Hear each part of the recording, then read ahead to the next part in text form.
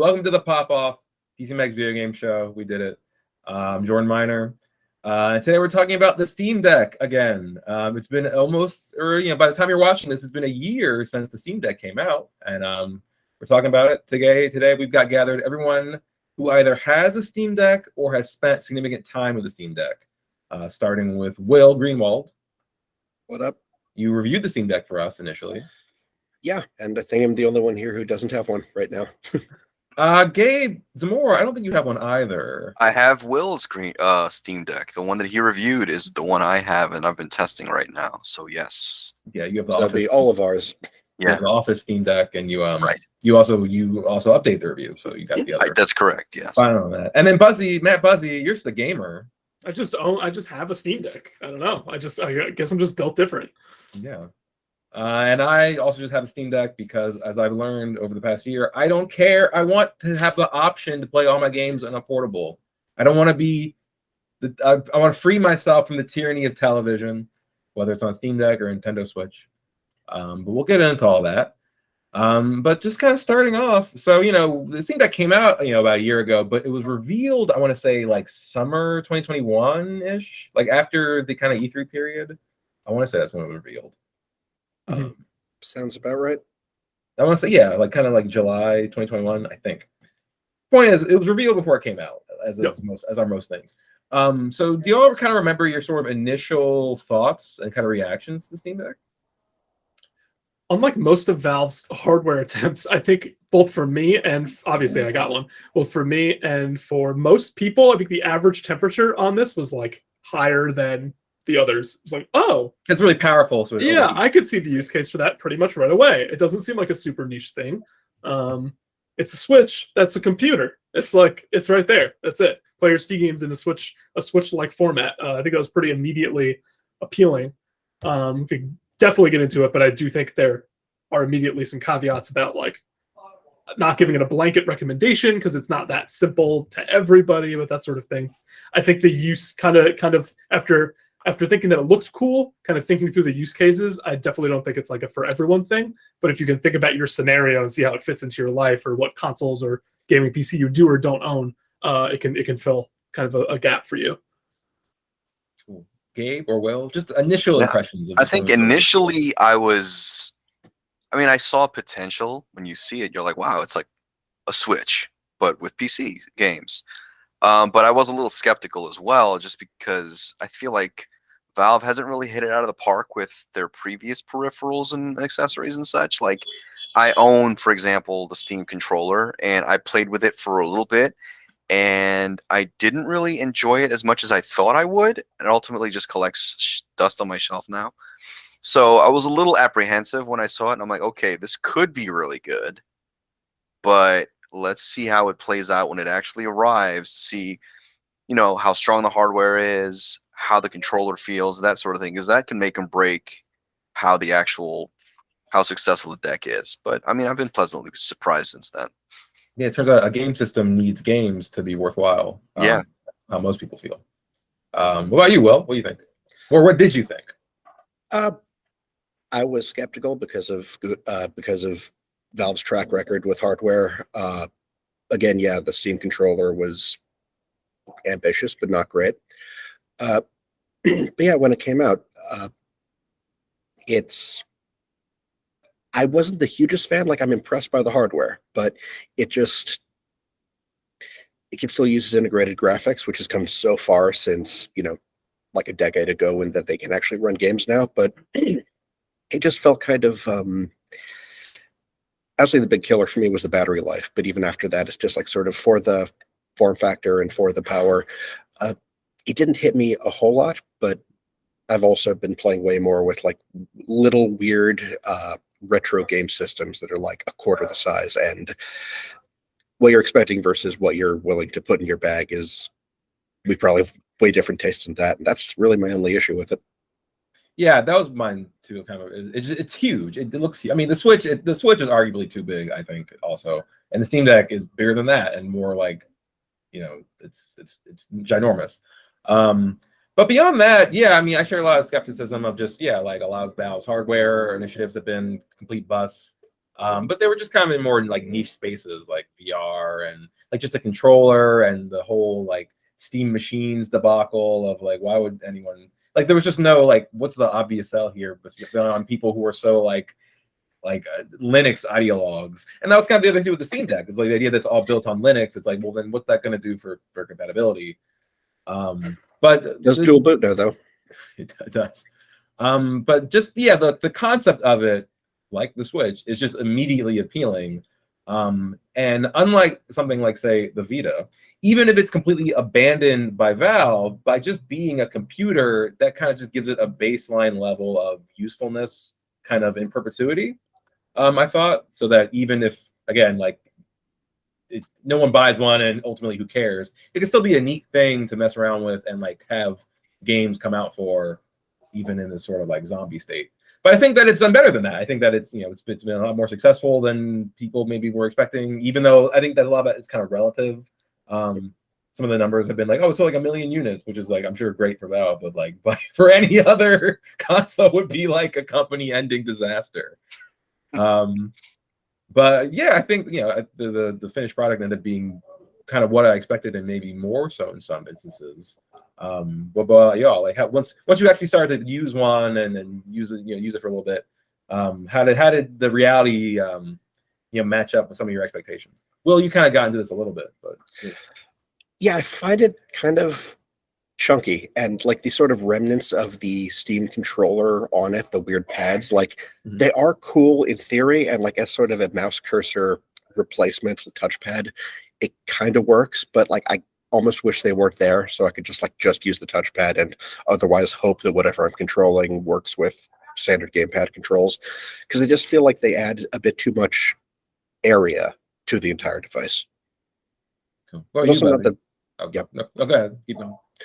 And also, just like, this is a really minor thing, but like I feel like the plastic just feels a little bit too light for like what it like. I feel like it should feel denser. Like, it reminds me of the Steam controller's plastic, and I just wasn't a huge fan of that material. Interesting. I actually feel like that's what's keeping it from being too heavy. I feel like the weight is actually like pretty well distributed for how big it is. But yeah, the whole form factor of it is not the most convenient thing. That's a kind of a compromise for what they're trying to put in there, and also the kinds of games they're trying to keep compatibility with, for all their sort of like mouse replicating stuff with those touchpads. What about you, Buzzy? I think more positive. I think the concerns when I first saw it about like, I'm not sure this is going to be a blanket thing for everybody, were proven fairly true in spending more time with it. But it's also a little more plug and play than I expected as well. It's like the options to do the stuff that are really niche and enthusiast, like, you know, getting emulation to run or using the more Windows desktop side of the device, are there for those people. But if you do just want to kind of open your Steam library, launch it up, pretty easy. There's a little hit and miss with what games work, but the system with the checks of like what's super compatible, what's kind of compatible, what doesn't work, have by and large for me been pretty accurate. If anything, some of the games that get the kind of yellow, like mostly compatible tier, are usually perfectly fine in my experience. So overall, like positive, I would say. Matched up mostly, maybe even a little better too, kind of what I hoped. I don't think I use it as often as I could, which I kind of knew would be my personal use case thing with it, because I'm someone who has like kind of all the devices. I have a high gaming PC, so it doesn't need to replace a gaming laptop really. I have a Switch, I have the console, so like I don't always need it, but it is the only thing, because with the desktop, I don't have a laptop, so even if I just want to go on the couch with my PC game, that's not really an option. So that and taking PC games on the road, that's where it actually fits in for me. Yes, you kind of need an internet connection to either sync your saves or, you know, so it's not always portable always usable on the road if you're like taking stuff off the cloud and things like that. But for the most part, it does kind of what I hoped it would do with a certain realm of games. I think maybe we could get in separate conversations about what types of games we're most using on it. But yeah, it's filling a pretty good role for me, and I'm mostly happy with it. Cool. That's actually one of the later bullet points. But first, sweet. For this next one though, Gabe, I want to start with you because you updated our review. Yes. From originally that Will did and when it came out. And what's something that's been interesting about it to me is that there's been a lot of updates pretty frequently with this thing. So I guess, yeah, when you got your hands on it to kind of update that review, what are just some of the things that you noticed that they have improved and kind of continue to work on? So I think the bigger thing is that a lot of it is the community Mm. that's around the Steam Deck, because they're so hands-on that in my case, I kind of wanted to test like certain mods and certain things, how accessible they are, the desktop, this, that, and the other. I think overall they've kind of done a little bit of smoothing to make it a little more accessible to everybody, but not so much that it's like easy, if that makes sense. So like if you're like the layman who's just coming straight out of your Nintendo Switch, messing around with some of the inner workings of the Steam Deck is still a little confusing. It's still a little complex, but I think the community kind of smooths some of that over, because a lot of that accessibility is just easier thanks to, like, say, custom controls for certain games or this, that, or the other, or how you can change certain inputs. And there's a lot of tutorials that you could find now that kind of makes that easy. I feel like overall it's just been slightly smoother than it was at launch. At launch, it was just a lot of, not a lot, but you were expected to mess around with the Steam Deck a little bit more than I think some people may have been comfortable, especially if they're new to PC gaming and don't really know how to mess around with frame rates and how to get the optimal, performance, because that's fairly new to consoles. You, up until like this current generation, you didn't have different Like, visual yeah, modes. like quality versus performance mode. Right. And even then, that's as complicated as it usually gets. Yeah, and it's usually one or the other. So you want frame rate or you want visuals.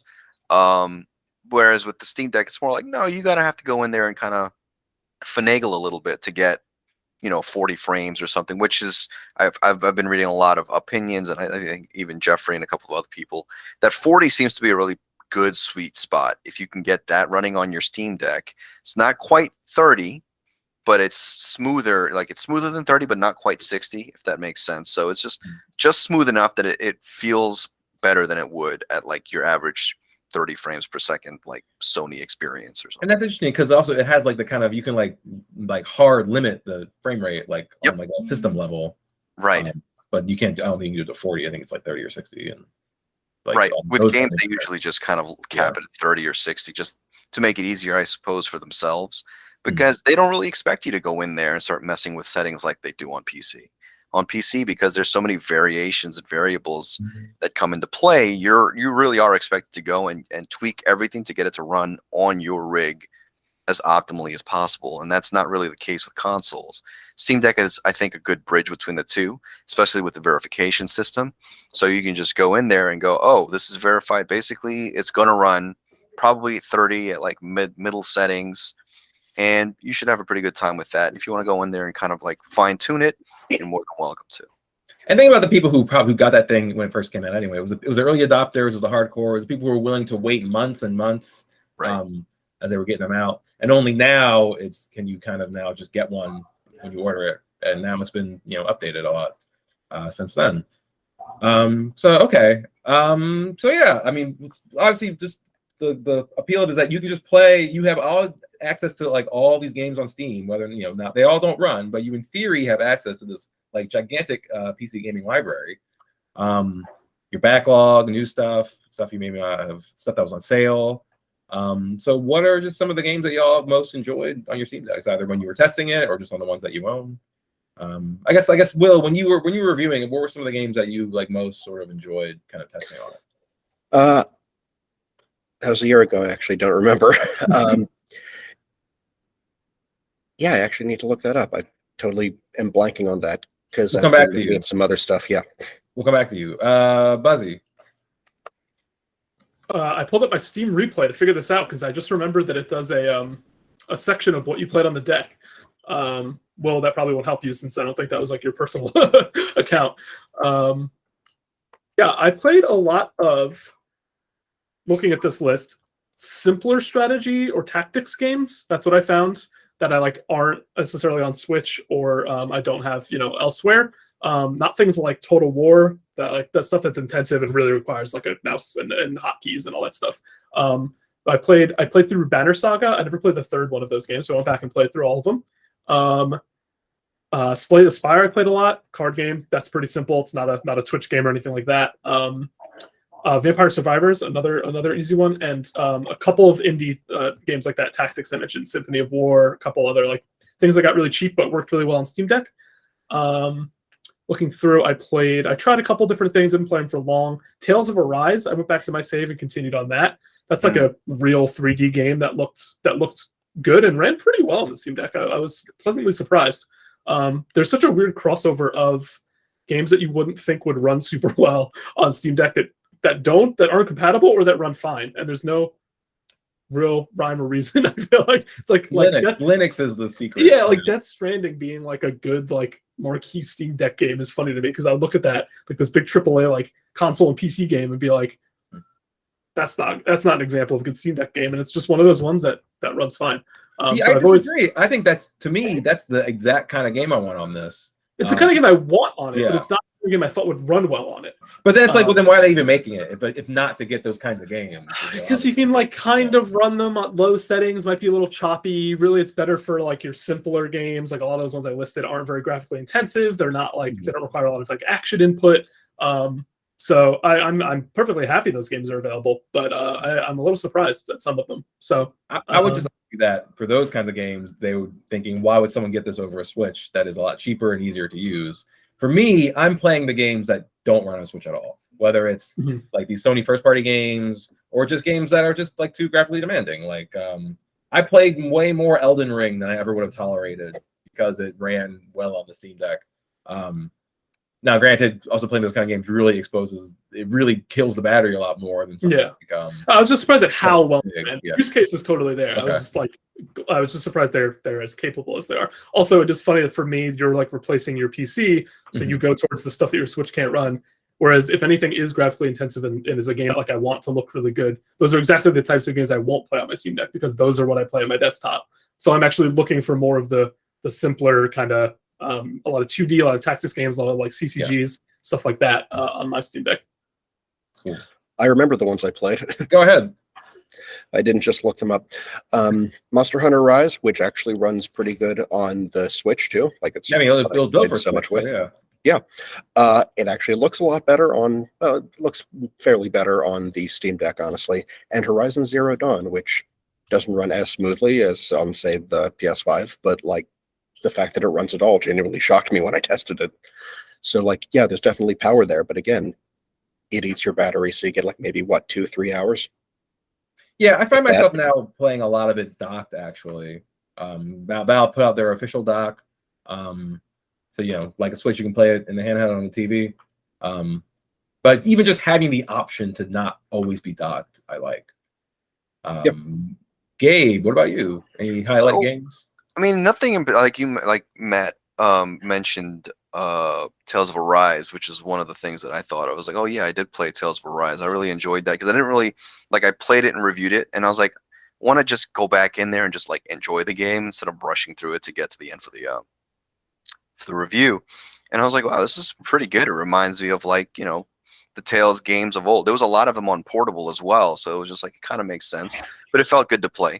Elden Ring was also really surprising since, I mean, I think maybe I was overly harsh on the review, but when it launched, you were right. Everyone else was too forgiving. When it launched, it was rough. I might go back in there and kind of tweak things and see if it's improved radically since then. But it was, man, I remember that was the grave roll area with the giant dragon, and it was a slideshow. I'm like, is this the same for everybody? What's going on here? It ran shockingly well on the Steam Deck, to the point where I was kind of scratching my head wondering why it wasn't running well on my PC, if maybe I set something wrong. But then a lot of old games that I have. So I've been playing Final Fantasy IX on it. And I have a couple of mods on it, like the Moguri mod, to smooth out the visuals and kind of improve the frame rates and all that. That's really fun. And I play it mostly docked, to be honest with you. I like you guys mentioned, to be able to pick it up and take it to the bedroom, and finish off there before I go to bed. But for the most part, it just kind of sits in my living room. I use the JSOX dock, and it just sits there. And then I pop it open after dinner, and we'll play some games. And it's just nice to have it like a supplement to my PC. I don't want to have to roll my PC out into the living room to play a game that I have on my Steam library, when I can just whip out my Steam Deck, just dock it onto my TV and just play there for a little bit. I think it's more like a convenience factor, but it is a solid system just on its own. Let's just be able to expand your library and take it wherever you want rather than have to commit to your desktop. You use of the word supplement there is interesting. It kind of feeds into, I guess, my last point here is where do we see this? So kind of where do we see the Steam Deck kind of going forward? Like its success, kind of potential, like its ability to be a mainstream thing, where it sort of fits in the industry. I guess kind of where do we see it after a year? What's the future of the Steam Deck? I think myself that, like I've said, I think it's a great supplement for people who already use Steam, which is, I would say, a vast majority of PC gamers regardless. It's just like a nice supplement that you can use to play your games on the can or in the bed or in the living room without having to move your PC around. But it's also a great entryway, I think, for people who are not familiar with PC games, because you just go right in there and you just have access to the Steam catalog and you can search through games that are compatible with your new Steam Deck and just get like this little entryway, like an easy mode entry into PC gaming. And then you go, oh, I really like the way this game plays, or I like the way this game feels, and I like being able to go in there and adjust things and maybe install some mods.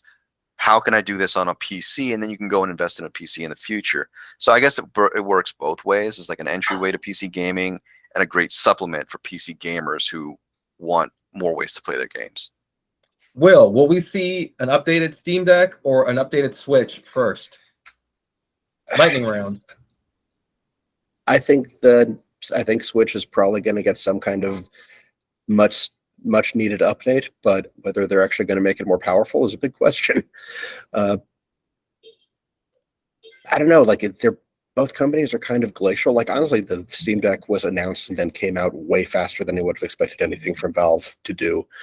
And it's working so well, and it's still like it relies on pretty low-end hardware. So I don't know if they're really going to worry about refreshing it anytime soon until like integrated graphics get another big jump.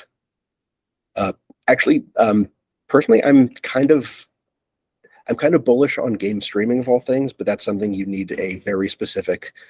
You need some fat pipe internet connection, and it helps if you're like 10 to 20 miles from the data center. So it's definitely not for everyone. But I recently checked the update of NVIDIA GeForce Now, and that's actually making me a bit more excited for the Razer Edge. They're like just gaming tablet with clip-on, Switch controllers, because smaller and lighter, and the graphics are actually way better if you're in the situation where you can do it, which in my case is 5 feet from my router.